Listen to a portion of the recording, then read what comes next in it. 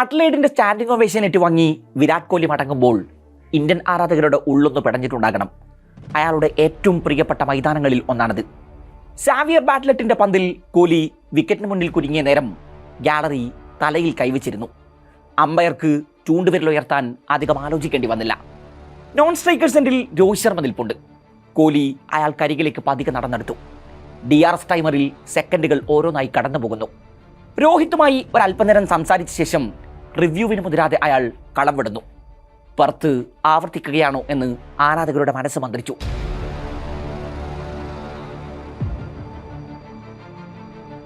Australian സീരീസിന് മുമ്പ് കളിച്ച 29 മത്സരങ്ങളിൽ ഒരിക്കൽ പോലും കോഹ്ലി സംപൂജനായി മടങ്ങിയിട്ടില്ല. അദ്ദേഹത്തിന്റെ പ്ലേ ഗ്രൗണ്ടായ ഓസ്ട്രേലിയയിൽ തുടർച്ചയായി 2 ഡക്കുകൾ. കോഹ്ലി പുറത്താകുമ്പോൾ 28 പന്തുകൾ നേരിട്ട രോഹിത്തിന്റെ സമ്പാദ്യം വെറും 8 റൺസായിരുന്നു. ശ്രേയസ് അയ്യർ ക്രീസിലെത്തുന്നു. അഡ്ലേഡിൽ ഒരു കൂട്ടത്തകർച്ചയിലേക്ക് കൂപ്പുകുത്തുകയായിരുന്ന ഇന്ത്യയെ ആ കൂട്ടുകെട്ട് കൈപിടിച്ചുയർത്തുന്ന കാഴ്ചയാണ് പിന്നെ ഗാലറി കണ്ടത്. എന്നാൽ അതൊന്നും ഓസ്ട്രേലിയ വീഴ്ത്താൻ മാത്രം പോന്നതായിരുന്നില്ല. ഏറെക്കാലമായി ഫോമില്ലായ്മയുടെ പേരിൽ വിമർശന ശരങ്ങൾ ഏറെ നെഞ്ചിലേറ്റ് വാങ്ങിയ മാത്യു ഷോട്ട് തിരിച്ചെത്തുന്നു. അവസാന ഓവറുകളിൽ ഇന്ത്യൻ പ്രതീക്ഷകളുടെ മുകളിൽ ഇരുൾ പടർത്തി ഉയർന്നു പൊങ്ങിയ ഓവൻ കൊണോലി കൂട്ടുകെട്ട് ഓസ്ട്രേലിയൻ ക്രിക്കറ്റിൽ ഒരു ന്യൂ ഇയർ പിറക്കുകയാണ്. ക്യാപ്റ്റൻ ഗിൽ തന്റെ ആദ്യ പരമ്പര അടിയറ വെക്കുന്നു. ആദം സാംബ വിക്കറ്റുകൾ ഓരോന്നായി പോക്കറ്റിലാക്കുമ്പോൾ ഇന്ത്യൻ ടീമിൽ ഇക്കുറിയും ഇടമില്ലാതെ ഒരാൾ ഡ്രസ്സിംഗ് റൂമിൽ ഇരിപ്പുണ്ടായിരുന്നു, കുൽദീപ് യാദവ്. ബാറ്റിംഗ് സ്ട്രെങ്ത് മുഖ്യം എന്ന് പറഞ്ഞ് അയാളെ എത്ര കാലം ഇനിയും പുറത്തിരുത്തുമെന്ന് കണ്ടറിയണം. പുതുമുഖങ്ങൾ പലർക്കും അവസരം നൽകി ഇന്ത്യയെപ്പോലെ ലോക ക്രിക്കറ്റിലെ വൻ ശക്തികളിൽ ഒന്നിനെ നേരിടാനൊരുങ്ങുമ്പോൾ ഓസ്ട്രേലിയ എന്താകും മനസ്സിൽ കണ്ടിട്ടുണ്ടാവുക? 2 വർഷങ്ങൾക്കപ്പുറം വിശ്വവേദിയാണ്. പടക്കോപ്പുകൾ പലതും ആവനാടിയിലുണ്ട്. അവർ പലതിനെയും എടുത്ത് പുറത്തിട്ടു. Matt Kuhnemann, Mitchell Owen, Xavier Bartlett, Cooper Connolly, Indian താരങ്ങൾ ഇതുവരെ നേരിടാത്ത പലരും ഓസ്ട്രേലിയ പരമ്പര നേടുമ്പോൾ ടീമിലെ നിർണായക സാന്നിധ്യങ്ങളാണ്. ഓസ്ട്രേലിയ അങ്ങനെയാണ്. വീണുപോകുമെന്നോ കാലം കടിഞ്ഞെന്നോ ഡൊമിനൻസ് അവസാനിച്ചെന്നോ ഒക്കെ പുറത്ത് ചർച്ചകൾ കൊടുമ്പിരി കൊള്ളുന്ന കാലത്ത് ഫേവറേറ്റുകളെ അടിച്ച് തന്നെ അവർ ക്രിക്കറ്റ് ലോകത്തിൻ്റെ നെറുകയിൽ കയറി നിൽക്കാറുണ്ട്. അവരെല്ലാ കാലത്തും യങ് ടാലന്റുകളെ പ്രൊഡ്യൂസ് ചെയ്തുകൊണ്ടിരിക്കുന്നുണ്ട്. T20 മൈതാനങ്ങളിൽ വെടിക്കെട്ടുകൾ കൊണ്ട് കളം നിറയുന്ന മിച്ചൽ ഓവൻ ഏകദിനത്തിലും തൻ്റെ കയ്യിൽ മരുന്നുണ്ടെന്ന് അഡ്ലേഡിൽ വിളിച്ചു പറയുന്നു. പെർത്തിൽ അയാൾക്ക് ബാറ്റിങ്ങിന് അവസരം ലഭിച്ചിരുന്നില്ല. എന്നാൽ 2 വിക്കറ്റുമായി അന്ന് അയാൾ തൻ്റെ വരവറിയിച്ചിരുന്നു. അഡ്ലേഡിൽ മാത്യു ഷോട്ട് വീണ ശേഷമാണ് ഓവൻ ക്രീസിലെത്തിയത്. ഹർഷിദ് റാണ ഷോട്ടിനെ പുറത്താക്കുമ്പോൾ 187 എന്ന നിലയിലാണ് ഓസ്ട്രേലിയ. ഇന്ത്യൻ ആരാധകരുടെ മനസ്സിൽ വിജയപ്രതീക്ഷകൾ മുളപൊട്ടി തുടങ്ങിയ സമയം. പക്ഷേ കൂപ്പർ കൊണോലിക്കൊപ്പം 6ാം വിക്കറ്റിൽ അയാൾ 59 റൺസിന്റെ നിർണായക കൂട്ടുകെട്ടാണ് പടുത്തുയർത്തിയത്. ഓസീസ് വിജയത്തിലെ വലിയ സംഭാവനകളിലൊന്ന്. 23 പന്തിൽ 3 സിക്സറുകളും 2 ഫോറും സഹിതം 36 റൺസ്.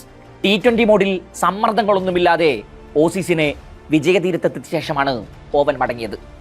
ഹെഡും മാർഷും അലക്സ് കാരിക്കും അടക്കം പലരും വീണുപോയതിനു ശേഷം 6ാമനായാണ് കൂപ്പർ കൊണോലി ക്രീസിലെത്തുന്നത്. പുറത്താകാതെ 61 റൺസാണ് അയാൾ സ്കോർ ബോർഡിൽ ചേർത്തത്. മത്സരശേഷം ഓസീസ് വിജയത്തിൽ കൊണോലിയുടെ ഇന്നിംഗ്സിന് നിർണായക റോളുണ്ടെന്ന് Indian vice captain Shreyas Iyer പറഞ്ഞു വെക്കുന്നുണ്ട്. 26-കാരൻ സാവിയർ ബാറ്റ്ലറ്റ് 3 വിക്കറ്റുകളാണ് ഇന്നലെ പോക്കറ്റിലാക്കിയത്. ശുഭ്മാൻ ഗിൽ, വിരാട് കോഹ്ലി, വാഷിംഗ്ടൺ സുന്ദർ, അയാൾക്ക് മുന്നിൽ വീണുപോയതൊക്കെ വലിയ പേരുകൾ. ഇതിൽ കോഹ്ലിയും ഗില്ലും വീണത് ഒറ്റ ഓവറിലാണ് എന്നോർക്കണം. ജോഷ് ഹേസൽവുഡിന് ഇന്നലെ ഒറ്റ വിക്കറ്റ് പോലും പോക്കറ്റിലാക്കാനായിട്ടില്ല. പക്ഷേ അഡ്ലേഡിൽ അയാളുടെ സ്റ്റാറ്റസുകൾ നോക്കൂ. 10 ഓവറാണ് എറിഞ്ഞത്. വിട്ടു നൽകിയത് വെറും 29 റൺസ്, 2 മെയ്ഡിൻ ഓവറുകൾ, 43 ഡോട്ട് ബോളുകൾ, 2.9 എക്കോണമി. കരിയറിലെ തൻ്റെ ഏറ്റവും മികച്ച സ്പെല്ലുകളിൽ ഒന്നാണ് ഇന്നലെ അയാൾ എറിഞ്ഞു പൂർത്തിയാക്കിയത്. ന്യൂ ബോളിൽ ഹേസൽവുഡ് എറിഞ്ഞ് 7 ഓവറിൽ 31 പന്ത് നേരിടേണ്ടി വന്നത് രോഹിത്തിന്. ഒരു ഘട്ടത്തിൽ ഹേസൽവുഡിൻ്റെ 17 പന്തുകളിൽ 1 റൺ പോലും രോഹിത്തിന് സ്കോർ ചെയ്യാൻ കഴിഞ്ഞിട്ടില്ല. അതായത് പഴയ ഫിയർലെസ് രോഹിത്തിനെ നമുക്ക് ഇന്നലെ അഡ്ലേഡിൽ നഷ്ടപ്പെട്ടു പോയതുപോലെ തോന്നി. മുടന്തി തന്നെയാണ് ഇന്നലെയും അയാൾ തുടങ്ങിയത്. പെർത്തിലേതുപോലെ ഒരു അന്ത്യം തന്നെയാകുമോ ഹിറ്റ്മാന് അഡ്ലേഡിലും എന്ന് ഒരു വേള ആരാധകർ ആശങ്കിച്ചു കാണണം. എന്നാൽ താളം കണ്ടെത്തിയ രോഹിത്തിൻ്റെ ബാറ്റ് പതിയെ ശബ്ദിച്ചു തുടങ്ങി. ശ്രേയസ് അയ്യരും ട്രാക്കിലായതോടെ 3ാം വിക്കറ്റിൽ ഒരു സെഞ്ചറി കൂട്ടുകെട്ട് പിറക്കുന്നു. അഡ്ലേഡ് പ്രതീക്ഷയുടെ ആകാശം ഇന്ത്യക്ക് മുന്നിൽ തുറന്നു. എന്നാൽ ഇന്ത്യൻ ക്രിക്കറ്റിൽ ശുഭ്മാൻ ഗില്ലിൻ്റെ ന്യൂ ഇയർക്ക് ശുഭാരംഭമുണ്ടാകരുത് എന്നായിരുന്നു ഓസ്ട്രേലിയയുടെ തീരുമാനം. 17 വർഷക്കാലം ഏകദിന ക്രിക്കറ്റിൽ ഇന്ത്യയെ തോൽപ്പിക്കാനാകാത്ത അഡ്ലേഡിൽ ചരിത്രം തിരുത്തി ഓസീസ് പരമ്പര വിജയിച്ച ശേഷം സോഷ്യൽ മീഡിയയിൽ ആരാധകർ ഉയർത്തുന്ന ചില ചോദ്യങ്ങളുണ്ട്. അത്ലറ്റ് പോലെ സ്പിന്നിനെ അകമടിഞ്ഞ് പിന്തുണക്കുന്ന പിച്ചിൽ കുൽദീപ് യാദവ് എന്ന മികച്ച ഓപ്ഷൻ ഉണ്ടായിട്ടും അയാളെ പരീക്ഷിക്കാതിരുന്നത് എന്തുകൊണ്ടാണ്? ഓസീസിന് പരമ്പര നേടിക്കൊടുത്ത അത്ലറ്റ് വിജയത്തിലെ man of the match Adam സാംബയാണ് എന്ന കാര്യം മറന്നുപോകരുത്. പ്രസിദ്ധ് കൃഷ്ണയെ പോലെ വിദേശ പിച്ചുകളിൽ പലപ്പോഴും നന്നായി പന്തെറിയാറുള്ള ഒരാളെ അത്ലറ്റിലും പരീക്ഷിക്കാതിരുന്നത് എന്തുകൊണ്ടാണ്? ഹർഷിത് റാണയ്ക്ക് നിരന്തരം അവസരം കൊടുക്കണമെന്ന് ഗൗതം ഗംഭീറിന് എന്താണ് ഇത്ര നിർബന്ധം? യശസ്വി ജയ്സ്വാളിനെ പോലെ ഇന്ത്യൻ കുപ്പായത്തിൽ എല്ലാ ഫോർമാറ്റിലും മികച്ച പ്രകടനങ്ങൾ പുറത്തെടുക്കുന്ന നിരവധി പ്രതിഭകൾ പുറത്തിരിക്കുമ്പോൾ അടുത്ത ലോകകപ്പിലും നിരന്തരം പരാജയപ്പെടുന്ന സീനിയർ താരങ്ങളെയും ചുമന്നു കൊണ്ടുപോകുമോ ഇന്ത്യ?